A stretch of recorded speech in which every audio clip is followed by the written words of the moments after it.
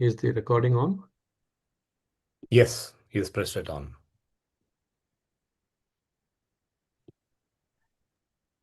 Yes, we can start. Okay, Hare Krishna, everyone. Good evening in India and good morning to anybody who is in the US. Welcome to our weekly Gita Amritam Rasamalayam program, where we are analyzing the Bhagavad Gita through systematic study. And today it's our great pleasure to have His Grace Arjuna Sakha Prabhu, and he'll be starting chapter 7, which is the essence of part 2. And part 2, as we know, is the heart of Bhagavad Gita. So over to you, Arjun Sakha. So you can kindly cover verses 7.1 to 7.7. Over to you. Haribo.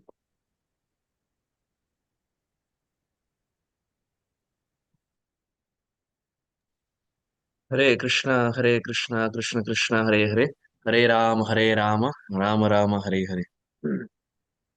Om Ajnanatimirandhasya Jnananjanashalakhaya Chakshurunmilitam Yena Tasmai Shri Gurave Namaha. Shri Chaitanya Manobhishtam Sthapitam Yena Bhutale Swayam Rupa Kada Mahyam Dadati Swapadantikam Vandeham Shri Guru Shri Yuta Padakamalam Shri Gurun Vaishnavamscha Shri Rupam Sagrajatam Sahagana Raghunathanvitam Tam Sajivam Sadvaitam Savadhutam Parijana Sahitam Krishna Chaitanya Devam Shri Radha Krishna Padan Sahagana Lalita Shri Vishakhanvitamscha He Krishna Karuna Sindhu Deenabandho Jagatpate Gopesha Gopika Kanta Radha Kanta Namostute Tapta Kanchana Gaurangi Shri Radhe Vrindavaneshwari वृषभानुस्तुते देवी प्रणमामि हरिप्रिये वाञ्छाकल्पतरुभ्यश्च कृपासिन्धुभ्य एव च पतितानां पावनेभ्यो वैष्णवेभ्यो नमो नमः नमो विष्णुपादाय कृष्णप्रेष्ठाय भूतले श्रीमते भक्तिवेदान्त स्वामिनेति नामिने नमस्ते सरस्वती देवे गौरवाणी प्रचारिणे निर्विशेष शून्यवादी पाश्चात्य देशतारिणे जय श्री कृष्ण चैतन्य प्रभु नित्यानंद श्री अद्वैत गदाधर श्रीवासादि गौर भक्त वृंद हरे Krishna Krishna Krishna Hare Hare Hare Ram Ram Ram Hare Hare. Hare Krishna. Thank you, dear devotees, for very kindly being here for the study of Sri Bhagavad Gita. As my father and Sakshi Mohan Prabhu have been doing it for many, many weeks and months now. So I am here to serve all the devotees and, of course, serve both of them in the limited capacity that I have. Okay. He just picked up from between. But thank you once again for being here. This is the Bhagavad Gita as it is translated and commented upon by Srila A.C. Bhaktivedanta Swami Srila Prabhupada, the founder Acharya of ISKCON. And this morning or this evening, from wherever we are joining from, we'll be studying the seventh chapter of the Bhagavad Gita, which is the start of Bhakti Yoga. Up until now, we have seen the first six chapters, and we've also heard in the introductions as to how the first six chapters and the last six chapters talk about different types of yoga, karma yoga, dhyana yoga, etc. But the essence of Bhagavad Gita lies in the middle. Normally, there's an English saying where we say, we save the best for the last. But Krishna doesn't really accept that. Krishna says we have to save the best in the middle. Because in the last, he doesn't speak about the best. He puts it in the middle. Why? Because there are so many understandings to that. Srila Vishwanath Chakravarti Thakur, one of the most prolific commentators, he says that why does Krishna put bhakti in the middle and not at the end? He gives a very basic, very rudimentary example. He says, just like there is gold. Where do we keep gold? We keep gold in a closet. We keep it in a box. right? The top part of the box is a hard covering, the bottom part of the box is a hard covering. But the real jewel, the real gold is in the center. Krishna says similarly, Karma Yoga, Dhyana Yoga, they are like the top hard coverings. But the real gold, the real jewel, the real diamond is Bhakti. And that is why, just like gold is kept at the center and protected by the two hard coverings on the top and at the bottom, similarly, Bhakti Yoga is kept at the center, in the middle, and is covered by two hard coverings. So, this seventh chapter of the Bhagavad Gita we will be studying today, verses 1 to 7. We see that this seventh chapter of the Gita, there are various sections of this chapter. The first three verses is understanding Krishna in full by hearing about him, as to how the path of attaining Bhagavan is only by hearing. We give our ear to him and understand him. And the second section is verses 4 to 12. Of course, we will not be covering all of them, but the section B, verses 4 to 12, is knowing Krishna as the source of both the material and spiritual energies. So, the first section that we will be seeing is hearing about Bhagavan, and the second is the different energies, the different Shaktis that Bhagavan possesses, both material and spiritual. The first verse, Sri Bhagavan Uvacha Maya Saktamanaha Partha Yogam Yunjanmadashrayah Asamshayam Samagram Mam Yatha Nyasyasi Tatshuno. Translation, the Supreme Personality of Godhead said, Now hear, O son of Pritha, how by practicing yoga in full consciousness of me, with mind attached to me, you can know me in full, free from doubt. What is the important word Krishna is saying? The last line, Krishna says, Tat Shrunu. Shrunwan, Shrunu means to hear. Tat Shrunu, now hear. So Krishna starts Bhakti Yoga directly with the formula. Krishna doesn't beat around the bush. Krishna doesn't sugarcoat. Krishna doesn't waste any time. Krishna states the part to Bhakti Yoga, the part to him, the part to attain his heart is Tat Shrunu, is by hearing about him. Krishna requests Arjuna to hear of both his material and spiritual energies and declares that transcendentalist who succeeds in truly knowing him, is most rare. So this is the theme here about hearing about the Supreme Lord. If we just dissect these words, we see the first word we said was Tachrunu, which means Krishna is saying hear about him, or in our case, hear about Krishna.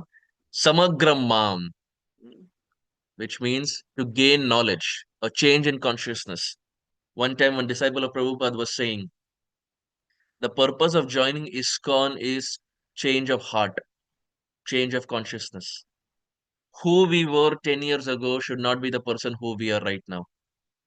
There should be a change of heart, there should be a change of mindset, there should be a change of consciousness in the positive way, of course. If we are still the same person as to whom we were 10 years ago, then really we have not assimilated Krishna consciousness. So someone who's really practicing Bhakti Yoga, it is for sure, it is naturally seen that their heart becomes softer, their consciousness changes. So that is the second. Samagrammam, we gain knowledge and there is a change in consciousness. We not just gain knowledge to show others, oh, look, I know these many verses. Not to become proud, but to change heart. And the third part of that is asamshaya. Samshaya means doubt. Asamshaya, free from doubt. The fourth is we want to take shelter of the Supreme Lord. Yogam Yunjan Madashraya. Krishna in the second line he says, Madashraya, take shelter of Bhagavan, take shelter of me. So first is we hear about Krishna. By hearing about Krishna, there is samagrammam, there is change in heart. When there is change in heart, asamshaya, we become free from doubt that whether Krishna is Bhagavan or not, that doubt is dispelled. When the doubt is dispelled, madashraya, we now take shelter of Bhagavanji. Then yogam yunjan, we start practicing yoga. That yoga is bhakti yoga. And finally, maya sakta manaha, the mind gets attached to Krishna. In this way, we see Krishna has very beautifully put the verse. Maya sakta manaha partha, yogam yunjan madashrayaha, Asamshayam samagram mam yatha nyasasi tachrunu. Prahlad Maharaj, very revered, very exalted personality, he very beautifully says that the part to the Supreme Lord is the Nava Vida Bhakti. Sravanam Kirtanam Vishnu Smaranam Pada Sevanam Archanam Vandanam Dasyam Sakhyam Atma Nivedanam Iti Pumsarpita Vishnu Bhaktische Navalakshanam. Bhakti ke Navalakshan hai. There are 9 limbs, 9 symptoms of Bhakti, 9 ways of attaining Bhagavan. And Prahlad, who's a very great personality, who's a Mahajan, he says the path to Bhagavan, the path to Vishnu, the path to Krishna, or the path to Narsingha, whom he obtained, is Shravanam, is hearing. So it's very beautiful. We see that there is no ambiguity. Most often people say that, oh, in this Shastra it is written like this, but in that Shastra it is written like that, but in this Shastra it is written this way. And people find different points of apparent ambiguity, contradiction. But actually, Srila Prabhupada has taught us that if we see all the Shastras with a straightforward, simple heart, with sincerity, we will see all of them converge at the same point. सब शास्त्रों का सार एक ही है. The essence of all scriptures are the same. To surrender to the Supreme Lord, Atma Nivedanam. But it starts with Shravanam. It starts with hearing. Krishna is saying in the first verse of the 7th chapter, Tat Shrunu. And Prahlad in Bhagavatam 7th canto, chapter 5, to his own father, he's saying Shravanam, hearing. So we see that for Shravanam, we have Parikshit Maharaj, who is the revered personality. He had only 7 days, and in those 7 days, he gave his complete hearing. Then we have Kirtanam. For Kirtanam, it is Shukadev Goswami. We have Smaranam. For Smaranam, it is Prahlad. Pada Sevanam. Worshipping the lotus feet, it is Lakshmi ji. Archanam, deity worship, it is Prithu Maharaj from the 4th canto of the Bhagavatam. Vandanam, offering prayers, it is Akrura. Because Akrura, even right from the outskirts of entering Brindavan, Akrura was offering prayers. Dasyam, becoming a servant. No one greater than Hanumanji from the Ramayana. Hanuman was so surrendered to Prabhu Sri Ram that even when his tail was set on fire, even in that situation, he was serving Sri Ram by burning the whole of Lanka on fire. Normally, when our hand is burning while cooking, if our hand is burning, we don't think about serving the Lord at that point. We think about putting haldi, we think about putting cold water, we think about stopping the blood, we think about ourselves. Hanumanji, even when his tail was on fire, was ready to serve Prabhu Sri Ram. This is Dasyam, completely surrendered as a servant to Maryada Purushottam Ramachandra Bhagavan. Then is Sakhyam, friendship. You have Arjuna. Krishna was so dear to Arjuna that Krishna took the position of a driver. In this world, to be a driver is not considered a very white collar job. Not everyone is ready to become a driver. Sometimes people get offended. Hey, am I your driver? People ask questions like that. But Krishna was Bhagavan. He is ready to become a driver, a chariot driver for his own friend, Arjuna. Why? Because there was love. So Sakhyam is Arjuna. And Atma Nivedanam, complete surrender, is Bali Maharaj. Bali Maharaj was ready to give everything that he had for the service of the Supreme Lord. So in this way, we see these 9 limbs of Krishna consciousness that are there. The process of hearing, Srila Prabhupada says that this is the most essential process in devotional service of the 9 limbs, which is Shravanam, to hear. But how do we hear? What is the right way of hearing? Of course, first is Srila Prabhupada explains Tat Shrunu, one should hear from Bhagavan. But more important is one should hear from a proper devotee. One should not hear from someone who's not devotee. One should not hear from those who are not practicing. Srila Sanatan Goswami, a very revered personality, he says, Avaishnava Mukhodgirnam Putam Harikatamritam. That Harikatha or topics of the Supreme Lord should be heard from devotees. Just like he gives the example, Putam Hari Kathamritam. Just like if there is a milk, that milk, if it is touched by a serpent, by a snake, what happens? That milk is poisonous. How much ever the milk is peeling, and how much ever the milk was costly in its purchase, because it is touched by a serpent, no sane man, कोई बुद्धिमान व्यक्ति उसे पिएगा नहीं. क्यों? क्योंकि उसे पता है कि ये इसमें सर्प का विष है. It has the poison of the snake. Similarly, someone who is materially motivated, someone who is giving katha for money, who's giving for fame, name, prestige, reputation, all these things, these qualities are considered equivalent to the poison of the snake. Hari Katha or topics of the Supreme Lord like Bhagavad Gita, Bhagavatam, Chaitanya Charitamrita, these are like the ever pure milk. But when they are spoken by serpent-like personalities who have poisonous qualities in them, then Sanatan Goswami says it is better to not hear. So hearing should be done from proper devotees. I'll just give a quick example. We have Ramanujacharya from the Sri Sampradaya, very, very great personality, one of the respected acharyas of Sri Sampradaya.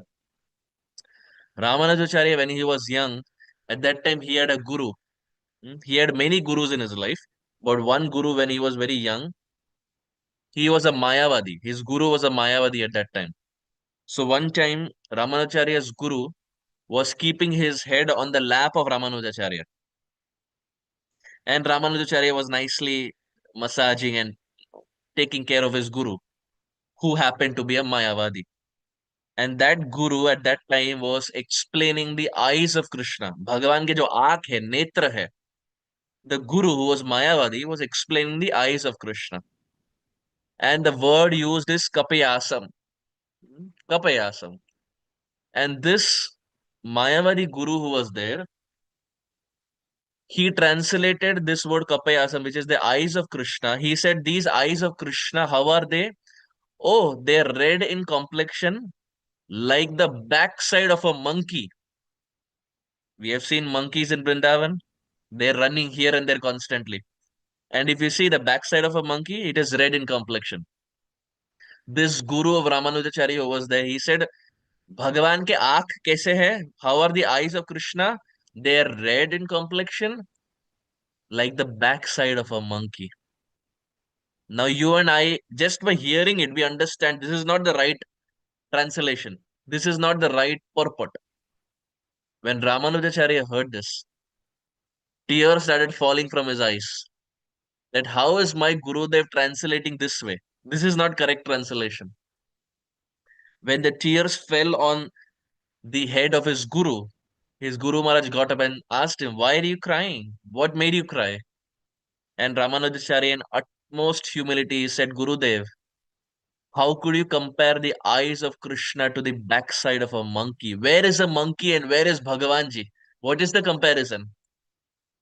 And Ramanujacharya then himself, he said, the word Kapayasam actually means the eyes of Krishna are pink in complexion, like a lotus petal. They're broad at the center and tapering towards the end, so much so that it goes and kisses the ear of Krishna. A lotus petal we see is soft and very beautiful. Ramanujacharya said, Gurudev, that is how the eyes of Krishna are. They are soft and they're very beautiful and they're broad at the center and tapering towards the end, so much so that they go and kiss the ear.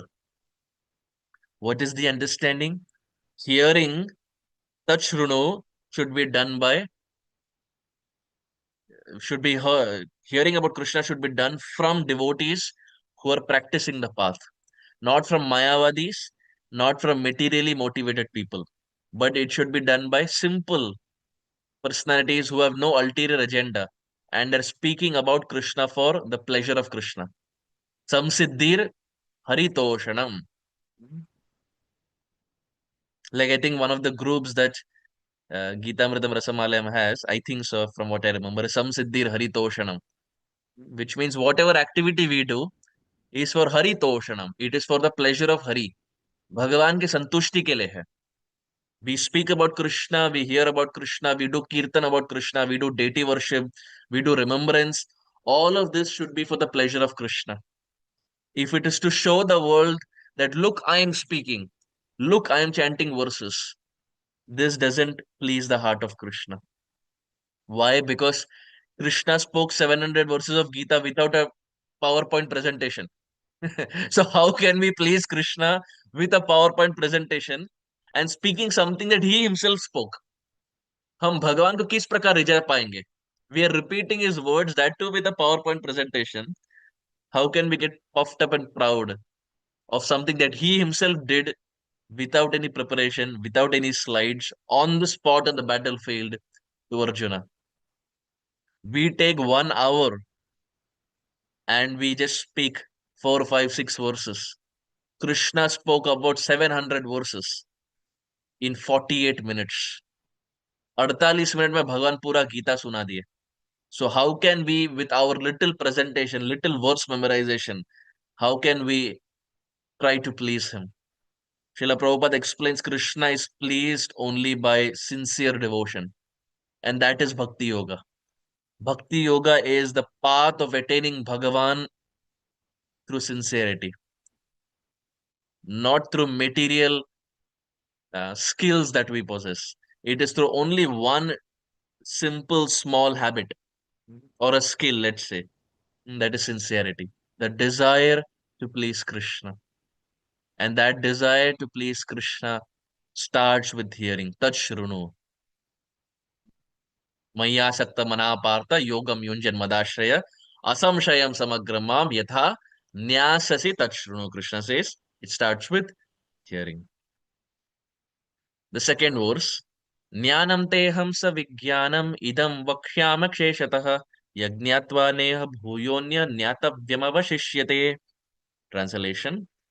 I shall now declare unto you in full this knowledge, both phenomenal and numinous.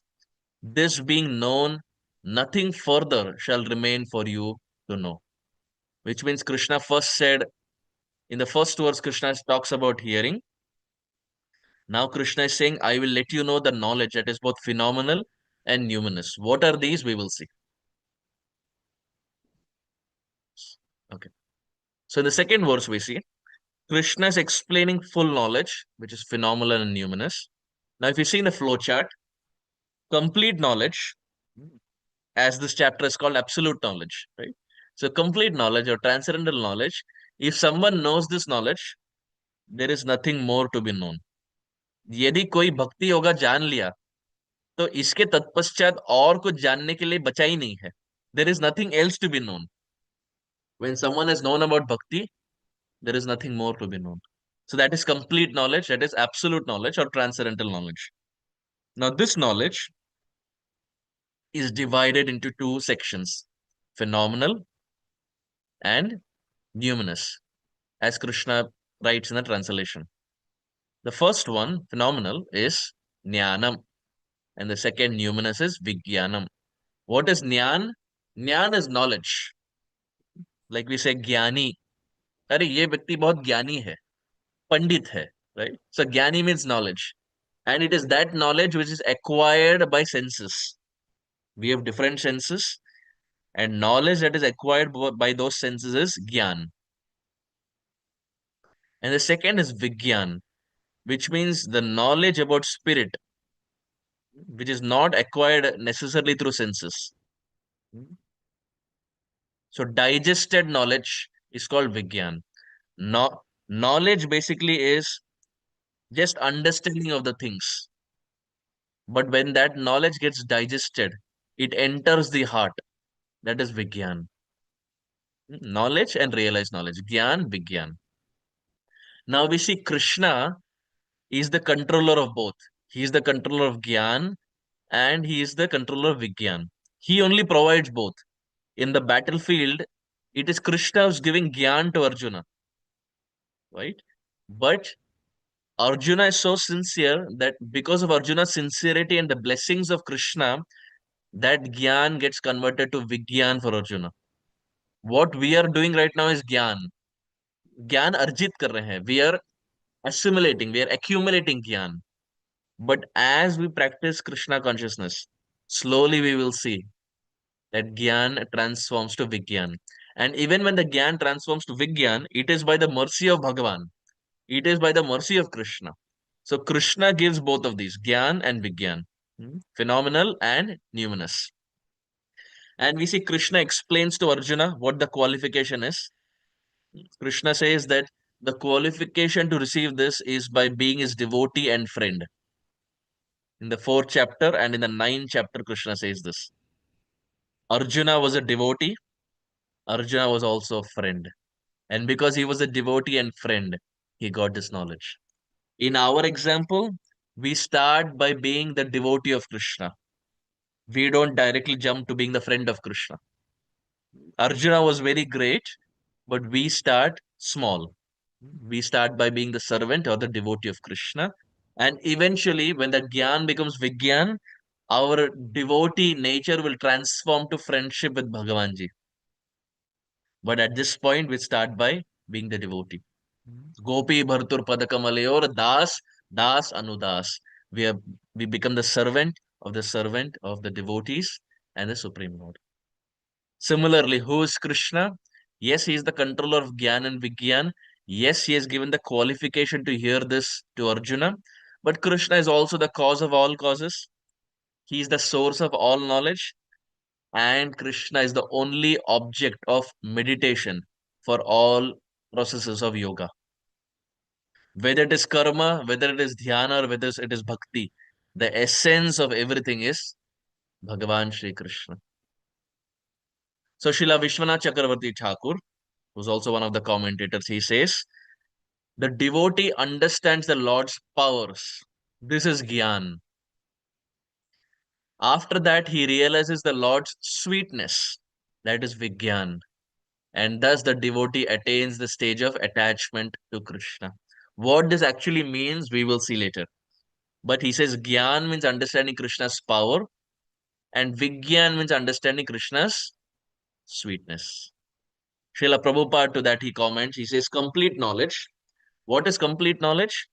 Knowledge of the phenomenal world, the spirit behind it, and the source of both of them, also called as transcendental knowledge, which means Gyan and Vigyan. Who's the source behind both of them? It is Bhagavan Shri Krishna. What is the qualification to receive it? To be Krishna's devotee and friend, as given in Bhagavad Gita chapter 4, text 3. What is the method to attain? हम कैसे प्राप्त कर सकते हैं? One has to be in disciplic succession. Just by hearing randomly, it will not work out. We see material knowledge is always gained by going to a school, by going to a university. If someone says one has to become a doctor, just by purchasing books about medical science, one doesn't become a doctor. No one will recognize that doctor. Yes, of course, sometimes we see in India that even though someone has not gone to a medical school, somehow by bribing, they will still get a medical certificate. But in reality, we see that person is not a doctor. Only when he goes to a medical school and he learns under someone who has learned under someone else, then that degree is valid. It is bona fide. Similarly, how should we hear? Not random. One should hear from someone who comes in a disciplic succession right from Bhagavanji, right from Supreme Lord Shri Krishna. And what is the result of attaining? Everything knowable becomes known and nothing remains unknown. जो भी जानने योग्य है, भगवान हृदय में प्रेरणा देते हैं. He gives it in the heart. Whatever one has to be, one should know, Krishna gives that to that person. So Srila Prabhupada says, complete knowledge. What is complete knowledge? What is the qualification to receive that complete knowledge? What is the method to attain that complete knowledge? And what is the result of attaining that complete knowledge? Now back to the first part, Vishwanath Chakravarti Thakur is saying Jnanam and Vijnanam. So here we see Srila Baladev Vidyabhushan, from whom Srila Prabhupada wrote the translations. Srila Prabhupada took the help of Baladev Vidyabhushan's Gita Bhushan. So Baladev Vidyabhushan says, Gyan, what is Gyan? It is understanding of the Lord's spiritual and material energies. Srila Sridhar Swami says it is the knowledge of the Lord derived from the scriptures. Jnanam Shastriyam. So essentially, what is Gyan? Understanding of Lord's powers. Powers of this world, powers of the spiritual world. Knowledge of that is Gyan. Now, what is Vigyan? Baladev Vidyabhushan says, knowledge of the Lord's Swarup apart from those energies. His form and pastimes in the spiritual world. The pastimes, the sweetness that Krishna has in Vrindavan. If you see both these photos are Krishna of Vrindavan. And Krishna is not demonstrating any power here. Krishna is playing with his flute. Krishna is just wearing a gamcha. Krishna is bare body. He's wearing a peacock feather. He's having a flute. He's having ankle bells. He's having a waist belt. Absolute sweetness. In the battlefield of battlefield of Kurukshetra, Krishna is demonstrating power. He blocks the sun. He tricks people, so on and so forth. But in Vrindavan, Krishna gets tricked by his own devotee. Outside of Vrindavan, Krishna tricks people. In Vrindavan, Krishna gets tricked by his own devotees, and Krishna loves that. So Baladev Vidyabhushan says Vigyan means understanding the Supreme Lord Bhagavan apart from his energies, apart from his Shaktis. Understanding his forms and pastimes in the spiritual world. This is Vigyan. In the land of Vrindavan, there was a great personality. His name was Ras Khan. As the name suggests, he was a Muslim by birth, Ras Khan ji. But somehow, by the mercy of the Lord, he happened to come to Vrindavan one time. And when he came to Vrindavan, he eventually, by the mercy of the Supreme Lord, gets the darshan of Krishna. He is a Muslim by birth. But because of his sincerity, Krishna gives him darshan. And this is so hope-giving, dear devotees, that one can be of any background. One can be male, female, Indian, American, small child, middle-aged, old person, irrespective of caste, creed, race, gender, whoever we are. If someone is sincere, Krishna is ready to give his darshan to them. And it is not just limited to previous ages. It is there even in Kali Yuga. Because Raskhanji was from this age, Kali. So Raskhanji goes to Vrindavan. He sees Krishna. And after he sees Krishna, he composes a verse. Very, very sweet.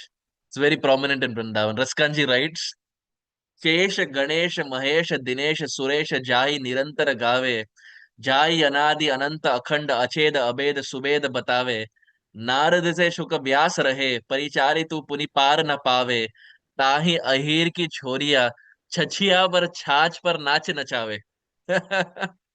Raskanji writes, who is Krishna? Now see, what he writes is Vigyan. It is realization. Raskanji writes, who is Krishna? शेष गणेश महेश दिनेश सुरेश जाय निरंतर गावे. These personalities like Sheshnag, snake, Ganesh ji, Lord Shiva, Mahesh ji, Dinesh, Suresh, the sun god, Indra, etc. Jahi nirantara gave. They are constantly singing the glories of Bhagavan ji, constantly singing the glories of Krishna. Jai anadi ananta akhanda acheda abed subed batave. And they are singing about Krishna who is not having any beginning, he is not having any end, he's indestructible, so on and so forth. Narad se sukha vyas rathe, parichari tu puri par na pave. Personalities from Narad Muni to Vyasa to Shukadev Goswami, all of these personalities, जो बड़े बड़े दिग्गज है, they are chanting the glories of Krishna, still they are not reaching the end. ये तो बड़े बड़े लोग हैं, right? इंद्रा चंद्र अग्नि वायु वरुणा शुकदेव गोस्वामी व्यासदेव नारद मुनि, all of them are chanting the glories of Krishna, still they're not able to complete, still they're finding it difficult to fathom. But the last line he says, ताही अहीर की छोरिया छचिया पर छाछ पर नाच नचावे. But all glories to the gopis of Vrindavan. They can make Krishna dance for a cup of buttermilk. थोड़े से छाछ के लिए, for little buttermilk. They go to Krishna and says, Krishna, do you want buttermilk? And Krishna says, yes. I want chach, I want buttermilk. And the gopis of Vrindavan say, हाँ उसके लिए तो नाचना पड़ेगा. For that you have to dance. We will not give it for free. That Krishna who supplies buttermilk to the whole world. Krishna is the storehouse of milk, buttermilk, cows, everything. But that Krishna in the land of Vrindavan is being made to dance for a cup of buttermilk. Gaibo, gavaibo, nachibo, nachaibo. He sings, he makes others sings, he dances, he makes other dance. All just for a cup of buttermilk. Raskhanji writes all this. But what is this? This is not Gyan, dear devotees. This is Vigyan. This comes from realization. Only someone who is realized can write something like this. By studying books, we will get Gyan. But by the mercy of the Vaishnavas and by the mercy of Bhagavan, that Gyan will become Vigyan. So Ramanujacharya, he says, Sri Krishna declares that this knowledge, which will now be taught, is very difficult to obtain. It is very, very difficult to obtain. Everyone does not get this knowledge. We go to the third verse. Manushyanam sahasreshu kaschid yatati siddhaye yatataamapi siddhanam kaschin mam veti tatvatah. Krishna says, out of many thousands among men, one may endeavor for perfection. And for those who have achieved perfection, hardly one knows me in truth. And that is a reality. There are so many people around in this world. How many strive to know about Bhagavan? And how many actually get to know about Krishna? And how many actually practice the path of Krishna? Practice the path of Bhakti. And in that practicing Bhakti, how many get perfection? Very, very, very rare. So that is why Krishna says, Manushyanam sahasreshu. Sahasra means thousands. There are thousands of men. Men means men and women. Sometimes when it's written men, those who are Matajis, they say, oh, why is Krishna only talking about men? Why not about women? So here men means it goes both ways, men and women. Manushyanam sahasreshu. There are thousands of men who are there. But kaschit yatate siddhaye. Kaschit means handful. Siddhaye means siddhi, perfection. Out of thousands of men who are there, very handful get perfection. And yatatamapi siddhanam, of those who attain perfection, Kaschin mam veti tattvatad. Those who understand Krishna in truth, they are even more rare. अर्थात भगवान को प्राप्त करना बहुत बहुत बहुत बहुत बहुत मुश्किल है. It is very difficult to understand God and to realize God. Krishna becomes accessible by sincerity and by devotion. And that devotion is Bhakti Yoga. It is only Bhakti Yoga that can conquer the heart of Krishna. वरना भगवान को कौन प्राप्त कर सकता है? The Supreme Lord is independent. He is independent as to whom he has to reveal himself to. But if someone is sincere, like Mother Yashoda, then Krishna is ready to be bound by her love. Why? Because she was sincere. She was devotional. So in this text we see, rarely men achieve perfection. Out of perfected souls, rarely some understand Krishna. So we see there are different grades of men or different grades of general populace. And generally it is seen that everyone is into animal propensities. Eating, sleeping, mating, defending. These four propensities are there everywhere. And very few strive for transcendental knowledge. What is transcendental knowledge? The desire to understand who we are. Where did we come from? Where will we go after this? If I am 30 years old now, where was I 35 years ago? What will happen after I die? What will happen to my relatives? Who is Bhagavan? Who am I? And what is the path to attain Bhagavan? This is transcendent knowledge. Three bhas: Bhakta, Bhagavan, and Bhakti. Bhakti connects Bhakta and Bhagavan. This is transcendental knowledge. And now if you see around, we will see there are very few people who have this desire to even understand this. On a Saturday evening, most often people will go to a theater to watch movies, right? Or maybe they'll go to an IPL match. They will go to support their favorite team, or they will do something else. But how many come to a Gita Amritam Rasamalayam class? Not the whole world, handful, right? Even if 100 people attend, still it's handful in comparison to the whole world, right? So this knowledge naturally we see it's verifiable. Very few want to practice. And we see in the first 6 chapters, Krishna has already explained understanding of the self, the super soul, and the process of realization. Difference between matter and soul, Jnana Yoga, Dhyana Yoga, all these, in essence, the first 6 chapters, Krishna has already spoken about. But this transcendental knowledge actually means to understand Krishna. It is only to understand Bhagavan, nothing else. And who is this Bhagavan? As we saw, he is the cause of all causes. He is someone who is full in 6 opulences. He can be known only through the process of Krishna consciousness or Bhakti Yoga. Right? Krishna consciousness doesn't mean ISKCON. ISKCON is one institution that speaks and preaches about Krishna consciousness. But we will see that there are some other institutions also that speak about attaining Bhagavan, attaining Vishnu, etc. And this process of bhakti is not easy to practice as proclaimed by the impersonalist. This process of devotional service that is there is given in the Upanishads, it is given in the Puranas, it is given in the Narad Pancharatra, etc. Bhakti Rasamrit Sindhu says, Shruti Smriti Puranadi Pancharatri Vidim Vina Aikantikim Harer Bhaktir Utpata Yev Na Kalpate.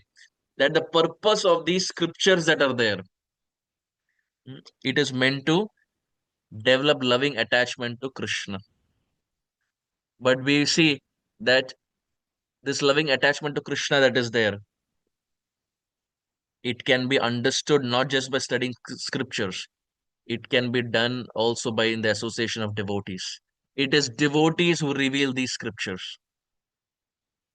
Bhakta reveals a grantha. Bhakta Bhagavat reveals grantha Bhagavat. Grantha, the Bhagavatam or Bhagavad Gita or Chaitanya Charitamrita. This Grantha Bhagavat is revealed by Bhakta Bhagavat. Only a Bhakta can unveil what these scriptures talk about. So Prabhupada addresses this. Is bhakti easy? Prabhupada says non-devotees claim like that, but they don't practice. Why do they take a difficult path? Actually, the path of bhakti is not easy. Srila Prabhupada says it is not easy. Definitely, it is not easy. Why? Because getting up in the morning, taking a cold shower, going for a Mangalarti, it is not very easy. The natural tendency is to sleep in the morning, right? So it is naturally not easy. But the so-called path of bhakti practiced by unauthorized persons without knowledge of bhakti may be easy. But when it is practiced factually, according to rules and regulations, the speculative scholars and philosophers fall away from this path. As we quoted Rupa Goswami, Shruti Smriti Puranadi Pancharatim Vidim Vina Aikantiki Harer Bhaktir Utpatayaiva Kalpate.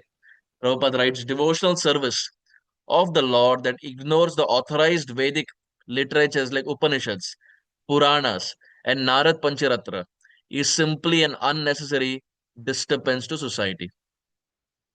So those who promote devotional service, which is not based on these scriptures, it is simply a disturbance.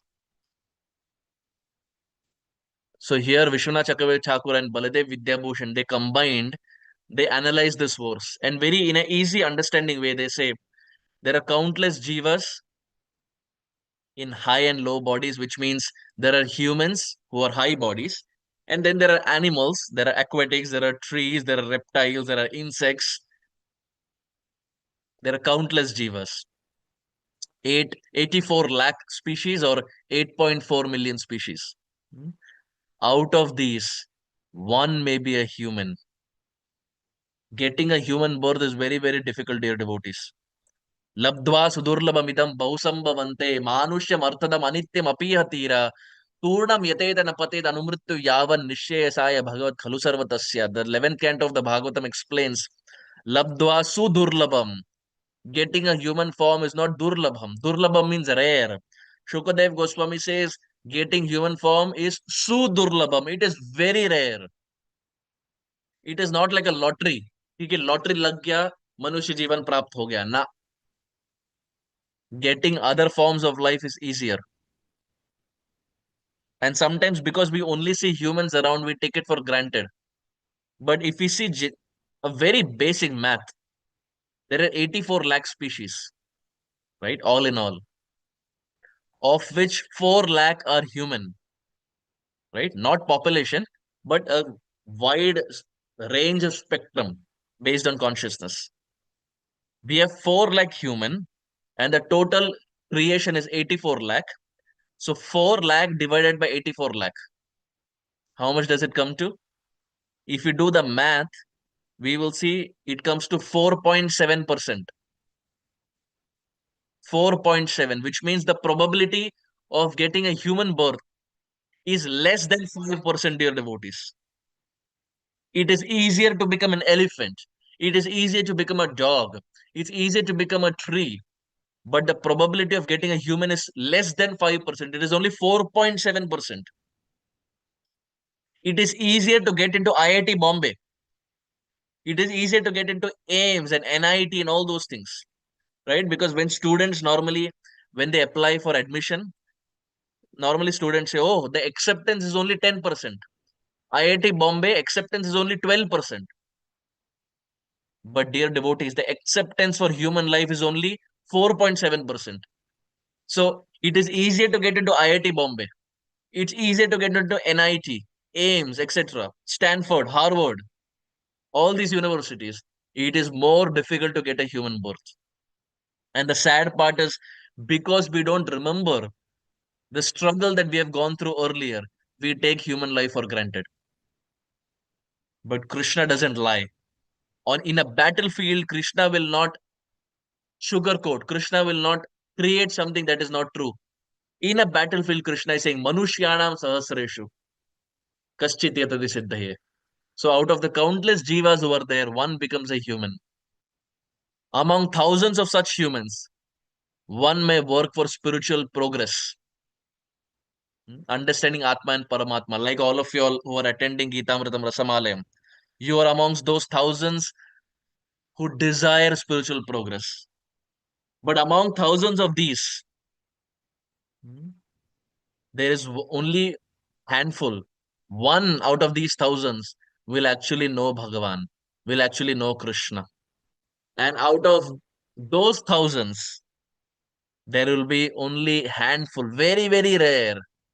One out of millions will actually know Krishna as Shyama Sundar of Sri Vrindavan Dham. Who is saying this? Baladev Vidyabhushan and Vishwanath Chakravarti Thakur. And then Baladev Vidyabhushan at the end he says, such a person realizes Krishna as the possessor of unlimited energies, jewel of auspicious qualities, and as the complete expression of Brahman. So understanding Krishna is a very, very far-fetched reality. But the good part is it starts with Bhakti Yoga. Understanding Krishna is not done through karma, not done through dhyana, but it is purely through bhakti. It is only bhakti that attracts the heart of Krishna. Prahlad Maharaj says, Manye dhana abhijana rupa tapashrutojas teja prabhava bala paurusha buddhi yoga naradhanai bhavanti parasya pumsam bhaktya tutoshna bhagavan gajayu tapaya. Canto 7, chapter 9, text 9, Srimad Bhagavatam. Prahlad Maharaj says, it is not through our strength, it is not through our beauty, it is not through our intelligence, it is not through our skills, it is not through our money, it is not through our sensory expertise. Prahlad Maharaj says, it is not through any of these things that Krishna will get attracted. Why? Because he has all of these in higher quantity. With the little money that we have, how can we attract Krishna? He is Lakshmi Kant. The money that we strive for, that Lakshmi is sitting at his lotus feet. How can we how can we attract the heart of Krishna with 10 rupees, 20 rupees? Nahi hoga. But the good part is Krishna is not even looking for that. Krishna is looking only for bhakti, devotional service, genuine sincerity, nothing else. So Prahlad Maharaj says, Bhaktya tutosha bhagavan gajayuta paya, like Gajendra. Gajendra was an animal. Gajendra was not from Stanford University. Gajendra did not have a Mercedes car. Gajendra did not have anything. His own family members rejected him. He just called out to the Supreme Lord with a lotus flower. And that lotus flower was also kept in that pond by Krishna only. Krishna only kept that lotus flower in that pond, and Gajendra took that same flower that Bhagavan had kept and gave it back to Bhagavan and said, My dear Lord, please protect me. And Krishna protected. So Gajendra called out to the Lord through the verses, but behind those verses was sincerity. This is why it's very important, dear devotees, to memorize verses, because verses are such, it is not just for this lifetime. If we memorize verses in this life, it will have a very strong impact in the next life. What is the proof? Gajendra is the proof. Gajendra in the previous life was Maharaj Indradumna. And as Maharaj Indradumna, he memorized verses. In the next lifetime, he became an elephant. But as elephant also, he remembered the verses that he memorized in the previous lifetime. And it is those verses coupled with a sincerity that invoked Bhagavan down to this world. So whenever we have time, especially for those who are young in age, whenever we have time, we should memorize verses, because it is the best and the most powerful way of attracting the heart of Krishna. Prahlad chanted verses, Dhruva chanted verses, Rukmini chanted verses, Bhishma Dev chanted verses, Gopis chanted verses, all of them chanted verses. Gajendra chanted verses, Vritrasur chanted verses, Chitraketu Mara chanted verses. All of them chanted verses and attained the heart of Krishna. So, in this verse, we see, why is it rare? For whom is it rare? Vishwanath Chakravarti Thakur is saying, for the yogis and jnanis, this is very rare. Why rare? Sridhar Swami says, because without devotion unto Krishna, attaining Krishna is very, very difficult. Krishna is revealed only by Krishna's grace. Atha Shri Krishna Namadi na bhavet grahyam indriye. Sevan muke hi jivvado swayam eva spuratyada. Krishna's name, form, qualities, and pastimes cannot be understood by everyone. Sometimes when we go outside, people challenge. People say, hey, Bhagavan hai to dikhao. Bhagavan is not so cheap that you challenge and he will come in front of us. Krishna demands surrender.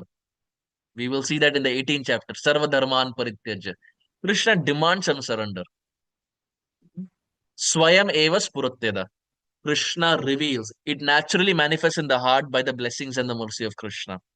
And this is very, very rare. So now we come to the section B.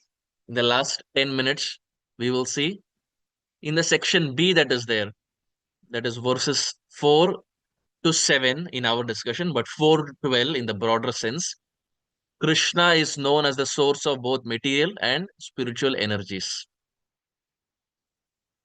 Verse 4, Bhumirapo analo vayu hammano buddhirevacha ahankaramiti yamme bhinna prakritirashtadha.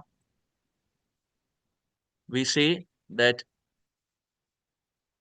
earth, water, fire, air, space, mind, intelligence, and false ego. These are the 8 components of my material energy. Supreme Lord says, Bhumir apa anala vayu kham mana buddhi evacha. Here in this verse we see that, not getting into too much details because it is little technical, but just scratching the surface, we have Krishna, who's Bhagavan. Krishna has expansions, which he does, called as a plenary expansion for material creation. What is material creation?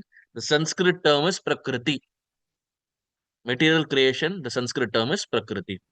Now Krishna expands himself to create this world, and Krishna expands primarily as three types of Lord Vishnu: Karana Udakashai Vishnu, Garbha Udakashai Vishnu, and Kshira Udakashai Vishnu. Karana Udakashai Vishnu, he creates the total material energy. Garbha Udakashai Vishnu is the personality from whose navel Brahmaji appears. And Kshira Udakashai Vishnu is the Lord Vishnu who is there as Paramatma in our heart. हम जब बोलते हैं कि अरे भगवान सबके हृदय में है, सबके अंदर भगवान है, वो कौन से भगवान है? Which Lord is that? It is Kshira Udakashai Vishnu. As Paramatma, he is there.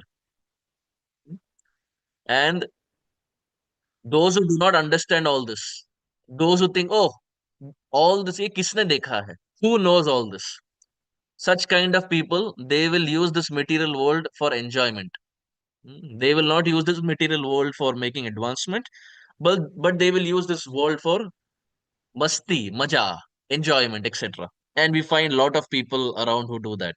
Why? Because they do not believe that Krishna exists. They do not believe that Karana Udakashai Vishnu, Garbha Udakashai Vishnu, Kshira Udakashai Vishnu exist. I remember in my ninth standard in India, normally we have science exhibition. All the schools, they have normally science exhibitions. So in my ninth standard, different friends had made different models.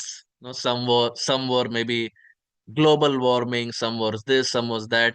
They make different models and they're graded on that. And up till my eighth grade, I had always done different models along with my team. But it was ninth grade, and in 1 year I was about to leave my school. So I thought, why not we present Krishna consciousness to them as my science exhibition? I thought, why not we show to the whole school what actually who actually Krishna is and what is Krishna's creation. So you won't believe my ninth standard school exhibition was, we have seen that big chart of Krishna's creation where Krishna is sleeping as Mahavishnu, as Garbhodakashai Vishnu. From his navel, Brahmaji comes, and there is a whole creation that is explained. Seven planets below, seven planets above, and the holy name that goes up to the spiritual world. That big chart. So that was my science exhibition. And I remember my different friends, different people would come throughout the day. And I was explaining to them, this is Karna Udakashai Vishnu, this is Garbha Udakashai Vishnu. And especially I remember friends of my age who were there, none of them believed in all of this. The first question they would have is, Kisne dekha hai? Have you seen it? Have you seen all this? So how can you talk about all this? How can you comment about all this? None of them would believe. And especially my vice principal who was there, she was a Christian.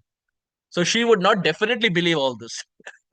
Where I would speak about Krishna and Mahavishnu and Karna Udakashai Vishnu and Kshira Udakashai Vishnu and Paramatma and all this, she would not believe all this. But nonetheless, as devotees, we do our preaching. And that was my ninth standard science exhibition to demonstrate as to how Krishna expands. So we see here that Krishna in this verse, which is Bhumi Rapa Anala Vayu Kham. These are the five gross elements: earth, water, fire, air, ether. But apart from this, there are objects of senses, that is form, taste, touch, sound, and smell. Apart from this, there are senses: eyes, tongue, skin, ear, nose. And apart from this, there are also working senses, that is hands, legs, voice, and genitals, etc. Right? And then there are subtle elements called as the mind, intelligence, and false ego. I wouldn't get into too much details because this can be very technical, but just explaining what Krishna has given here. So there is the material energy, there are the gross and the subtle elements. What are the gross elements? The five gross elements that we saw: Bhumi, Rapa, Anala, Vayu, Kham, that Krishna is explaining in this verse. And then there are the five sense objects, that is Shabda, Sparsha, Rasa, Rupa, and Gandha. The subtle elements are mind, intelligence, and false ego.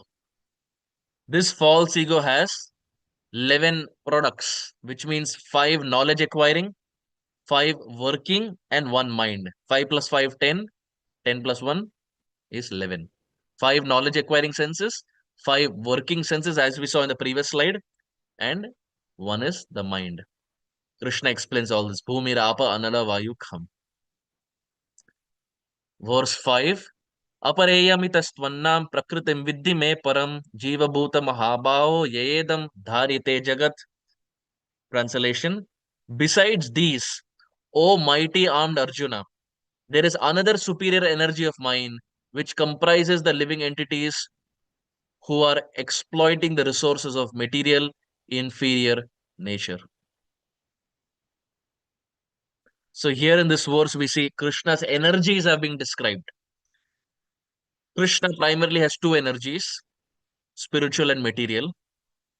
Spiritual energy is called Parashakti and material energy is called as Aparashakti. Superior, inferior, spiritual energy, material energy. Parashakti and Aparashakti. Apara or material energy is also called the Bahiranga. It's the external energy of the Lord, which is this world. This world that the Lord has created is external energy or Bahiranga. Bahir means outside. We say that Bahar Jao. So Bahar, Bahir, Bahiranga. It is the external energy of the Lord through whose support he creates this universe. Then there is internal, Antar Anga Shakti, internal energy of the Lord. And that internal energy is again classified as Sandhini Shakti, Samvit Shakti, and Ladhini Shakti. Sandhini Shakti is eternality, Samvit Shakti is knowledge, and Ladhini Shakti is Ananda, the energy that gives happiness, the energy that gives knowledge, and the energy that is eternal. And the example of Ladhini Shakti or pleasure giving potency of the Supreme Lord is Srimati Radharani. Srimati Radharani is Ladhini Shakti, who's part of the Antaranga Shakti, who's part of the Parashakti, spiritual world. All this is given in Chaitanya Charitamrita, Madhya Leela. Now, who are we? Now, we come in between. We are neither Bahiranga Shakti, we are neither Antaranga Shakti. We are called Tatastha. Tatastha Shakti in layman's languages, we normally say, right? Na ghar ka na ghat ka. Beach mein. So we are like that, in between, Tatastha. We are not in the spiritual world, but we are not fully part of the material world either. Why? Because we are doing bhakti, we are practicing devotional service. So the living entities are Tatastha. They are marginal, in between. So all this Krishna is explaining in this verse, spiritual and material energies. We will skip this. So here Baladev Vidyabhushan is explaining that why is Prakriti called inferior? Prakriti means this material world, as we explained. This material world is called inferior. Why? Because it is unconscious and it is the object of enjoyment. But this enjoyment is such, it is that enjoyment which takes us away from Krishna. Is Jiva Lord's Prakriti? So Jiva is we. Are we Lord's Prakriti? Yes. Baladev Vidyabhushan and Vishwanath Chakravarti Thakur says yes. We are also Lord's Prakriti only. But we are superior Prakriti. Why? Because we are conscious in nature. And we do not use this world for enjoyment of our senses, but we use this world for the service of Krishna. In this world, we construct temples, we distribute books, we inspire others to become devotees, we distribute prasadam, etc. We are also the Lord's Prakriti, but we are superior Prakriti because we are using this inferior Prakriti, that is the material world, to spread dharma, to spread righteousness, to spread religiosity, etc. So in this way, Krishna explains the fifth verse. We go to the sixth. Etad yonini bhutani sarvaniti upadaraya aham krishnasya jagatah prabhava pralayastatha. Translation: all created beings have their source in these two natures of all that is material and all that is spiritual in this world, know for certain that I am both the origin and dissolution. So Krishna is very clear. In the fifth verse, Krishna speaks about Parashakti and Aparashakti, spiritual energy and material energy. In the sixth verse, Krishna is saying, I am the origin of both. The spiritual energy also comes from me, material energy also comes from me, and the dissolution that happens, that is also by my order only. I am the origin of that. अर्थात सब कुछ भगवान से ही आता है. Everything comes from the Supreme Lord. So in this verse we see Krishna is the source of all origin and dissolution. And Krishna has created this material world. This material world, as we saw, is created and maintained by the three Vishnus. That is Karana Udakshayi Vishnu, Garbha Udakshayi Vishnu, and Kshira Udakshayi Vishnu. What are the 24 elements? If you see in the previous slides, we saw Bhumi, Rapa, Anala, Vayu, Kham. Then there are 5 knowledge acquiring, 5 working senses, mind, intelligence, false ego, etc. All of them, when we add up, it comes to about 24 elements. All of these are material world. And all of these are created by Krishna through the three Vishnus who are coming from Krishna. Now, when we see the spiritual aspect of this, everything is a product of spirit, right? And because we see there is the presence of matter, we are spiritual beings, we are spirit souls, but our body is matter. It is Jada Vastu. Like when we chant the Prasadam prayers, we say, Jada Indriya Tahekal. Jada Indriya, our Indriya are Jada, they are dead matter. But because there is spirit, spirit soul, spiritual, these senses are enlivened. The moment the spirit soul leaves, the person falls down to the ground dead, which means matter cannot do anything by itself. That's why we call it dead matter. It is only when Krishna's Amsha, spirit, is there, the body is alive. But because there is a presence of dead matter, we see there are 6 transformations of the material body. And that is the person grows old, the person dies, there is the teeth fall, there is hair fall, the skin is sagging, and so on and so forth. The body goes through different transformations. Prabhupada explains everything that exists is a product of matter and spirit. And if we look down in the third point, Krishna is saying, Krishna is the cause of both spirit and matter. They are the two energies of the Lord. Just like a living entity can create a big skyscraper, a big factory, or a big city, but a living entity cannot create a big universe. The big universe is created by the big soul, or called as the super soul, or Shri Krishna. So Krishna is the source of both the big and the small souls. Nityo Nityanam Chaitanya Chaitananam. The Katha Upanishad says Krishna is the origin of everyone. And that is precisely what Krishna is saying in this verse. In the fifth verse, Krishna spoke about his energies, Parashakti and Aparashakti. And in the sixth verse, in essence, Krishna says, I am the origin of all of that. From me, all of that emanates. And from me, there is dissolution also. He is the origin of everything. And finally, the last verse, the most famous verse of the Bhagavad Gita, Krishna says, Matta parataram nanyat kinjidasti dhananjaya mai sarvam idam protam sutre manigana iva. Krishna says, there is no truth superior to me. Everything rests upon me as pearls are strung on a thread. Dear devotees, this is that verse where Krishna says, I am Bhagavan, I am God. When people ask, where has Krishna said that he is God? This is that verse. Matta parataram nanet. Krishna says, there is no truth superior to me. अर्थात भगवान बोल रहे कि हमसे बढ़कर और कोई नहीं है. What does it mean? It only means he is God. Krishna is not putting it directly. He is putting it indirectly. But to understand his indirect message, one should be in a proper disciplic succession. Matta parataram nanyat. हमसे बढ़कर और कोई नहीं है. There is no truth. There is no one superior to me, Krishna says. Srila Sridhar Swami says, apart from me, there is no other independent cause of creation, maintenance, and destruction. In me only, everything rests. So Sridhar Swami was also one of the commentators. He says that Krishna is the cause of creation, maintenance, and destruction. And finally, we see this devotion that we have been talking about, that is Bhakti, is a result of two things. One is knowledge, and the second is love. Both are important.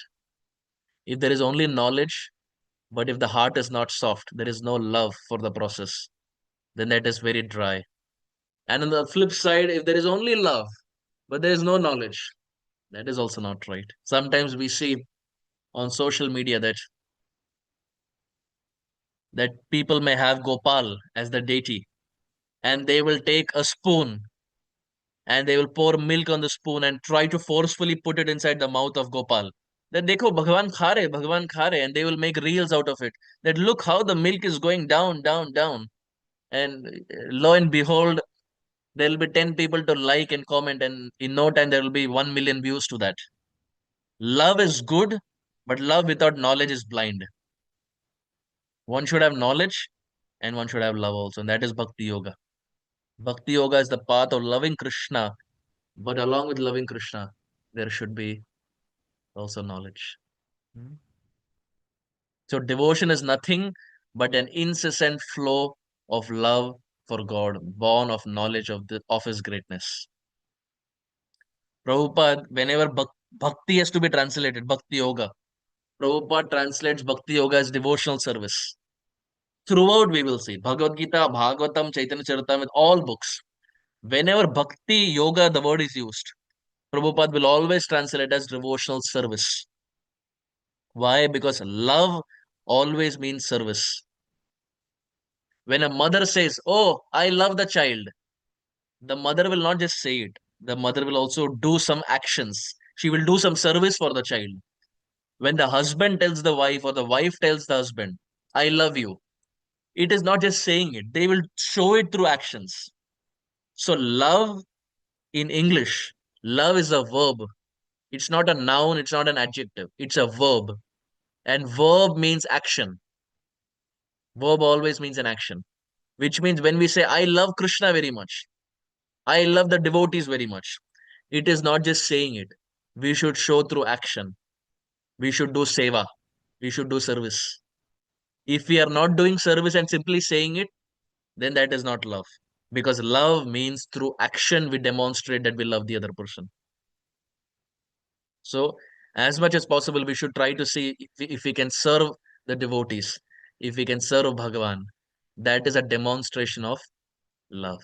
Because love is a verb, and verb means it's an action. So, finally, we see this same verse again.